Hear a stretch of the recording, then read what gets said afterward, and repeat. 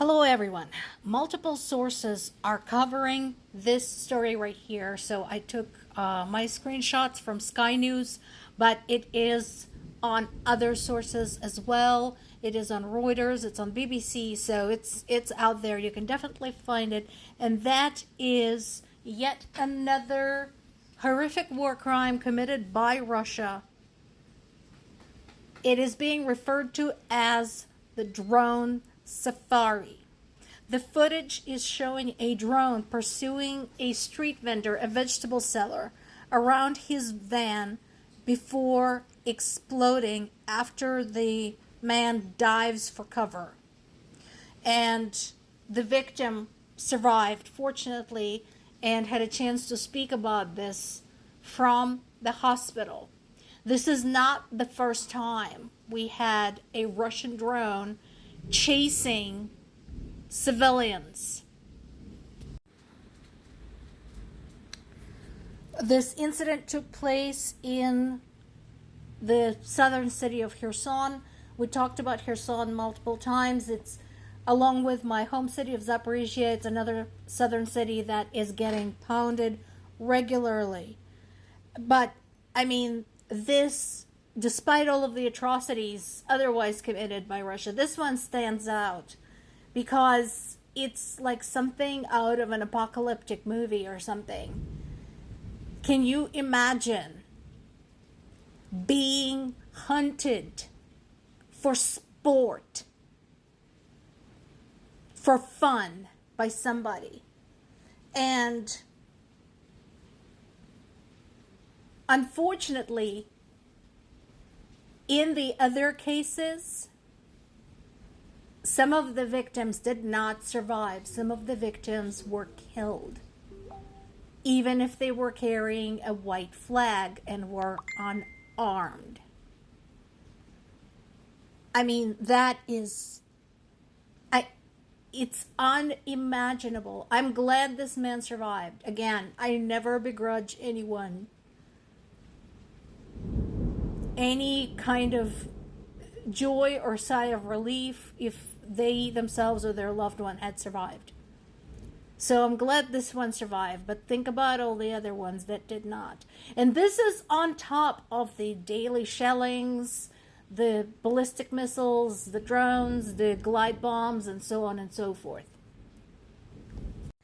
Also, Sky News did something really cool today. So they published this map. This is a really cool map. They are showing where Ukraine is at, and they're showing where Ukraine has been able to deliver strikes against Russian military objects and Russian oil refineries, etc. So you can see this is the 20 Russian regions where the strikes have been consistent. So that tells you how far some of these strikes have reached. And it is no wonder that Russians are basically saying the war used to be out there somewhere over in the West, and now it's here in my backyard, literally. An interesting piece included in the Guardian's summary today is something from the former army commander Valery Zaluzhny, and it is kind of disturbing. So I told you about Zaluzhny. He was the commander before Syrskyi and before the current new gentleman. And he was very popular. He was very sensible. He had some great ideas, great approach. Again, he was booted out. The signs indicate it was because Zelensky felt intimidated by his popularity.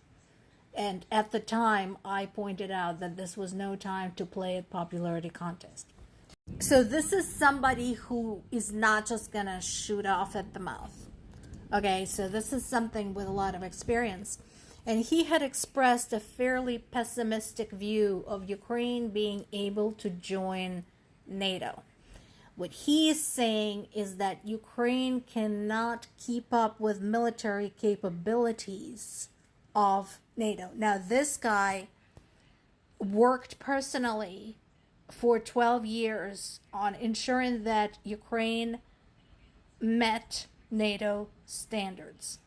But he basically felt like they were constantly chasing after the goal that was being pulled farther and farther away. Now, it is possible that he just feels really jaded at this point, both over the loss of his job some years ago and being basically just shipped off to the UK. He's the current Ukraine ambassador to the UK. But I can understand why he is pessimistic. A lot of us are, because despite all of Ukraine's advances and despite all of the help that Ukraine has been providing the NATO nations in terms of sharing technology, sharing intelligence, apparently that is not enough. With some bitterness, I would imagine, Zaluzhny said that NATO is still operating of the paradigms that date back to World War II, and that needs to stop, but it is unlikely to stop. So, is it a problem? Yes. Personally, again, you all know my stance. I said this many times, that I think alliances should be formed based on who had proven themselves when push came to shove. And when push came to shove, Ukraine had proven itself to be a far superior ally than some of the other NATO members and some of the other EU members. We'll have to see. Maybe a miracle will happen. Maybe people will see sense. I don't know. But these are very sobering words from General Zaluzhny. Meanwhile, there's been ongoing strikes against warehouse facilities, industrial facilities, military offices, etc., both in Moscow and in St. Petersburg. And as I said before, for several months in a row now, Ukraine's front lines were very little changed. So Russian army gained a total of less than 40 square kilometers or 15 square miles in July. And the price they had to pay for those gains was staggering. Apparently, we're not done with the government reshuffle, which again, I don't understand why he's doing this now. But he also called off the Ukrainian ambassador to the United States. This comes as Ukraine is still lobbying hard to obtain more Patriot air defense missiles that we badly need. So,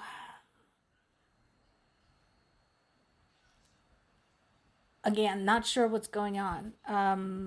Stefanishina, the former ambassador, said that this was her own decision, but it never really quite works like that. Again, Russian officials are accusing of killing civilians in Crimea. Again, I don't believe them. Ukraine has been very scrupulous about striking military objects only. And again, if you don't like it in Crimea, you are free to leave. The Ukrainian military purposely left the Kerch Bridge open so that people can get out. And this is something I do believe because it's happening all the time, and Ukraine brings receipts. More people were killed and wounded in another bombing of Zaporizhia, as well as Kryvyi Rih. So the war continues. More to come.